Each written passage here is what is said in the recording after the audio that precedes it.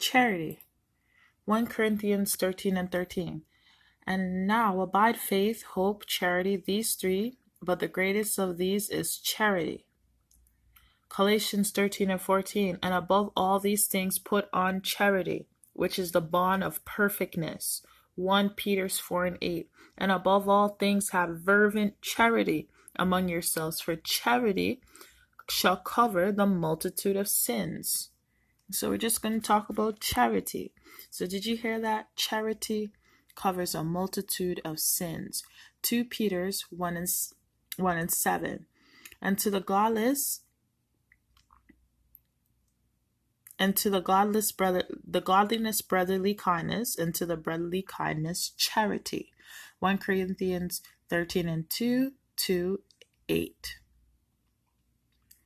And though I have the gift of prophecy and understand all mysteries and all knowledge, and though I have all faith so that I could remove mountains and have not charity, I am nothing.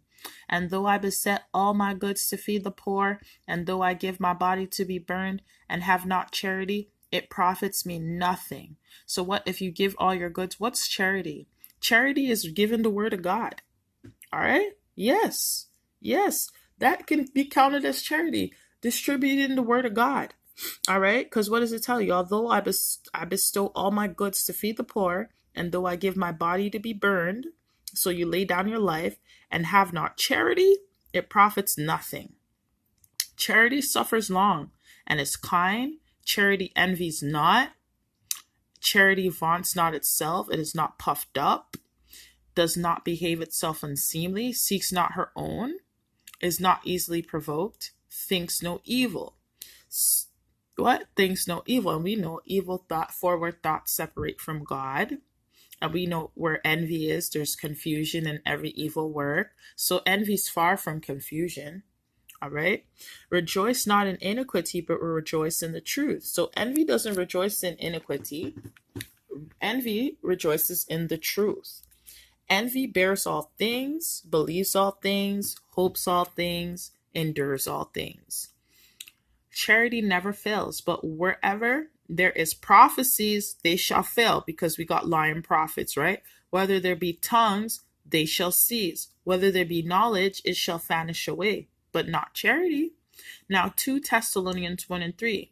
We are bound to thank God always for you, brethren, as it is meet, because that your faith grows exceedingly, and that charity of every one of you all toward each other abounds. Titus 2 and 2. That the aged men be sober, grave, temperate, sound in faith, in charity, in patience. 1 Timothy 2 and 14 to 15. And Adam was not deceived, but the woman, being deceived, was in the transgressions. Notwithstanding, she shall be saved in childbearing, if they continue in faith and charity and holiness with sobriety. 1 Timothy 4 and 12. Let no man despise thy youth, but be thou an example of the believers in word, in conversation, in charity, in spirit, in faith, in purity.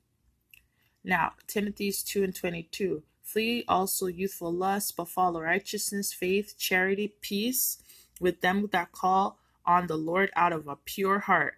What does it tell you here? Them that call on the Lord out of a pure heart. Now, 2 Timothy 3 and 10.